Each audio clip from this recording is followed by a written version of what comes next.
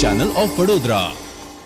સુરતના કતારગામ વિસ્તારમાં રહેતા રત્ન કલાકારની 22 વર્ષીય પુત્રીને તેના ઇન્સ્ટાગ્રામ થકી બનેલા મિત્રએ પોતાની સાથે મેરેજ કરવા માટે ધાક ધમકીની સાથે મારી નાખવાની ધમકી આપતા આ મામલો પોલીસ મથકે પહોંચ્યો છે।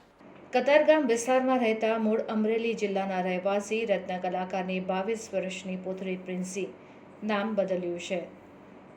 તેને 1.5 વર્ષ અગાઉ ઇન્સ્ટાગ્રામ ઉપર રત્ન કલાકાર જતીન કિશોર ગજેરા સાથે મિત્રતા થઈ હતી। બંને એકબીજાના મોબાઈલ નંબરની આપ-લે કર્યા બાદ વોટ્સએપ ઉપર વાત કરતા હતા।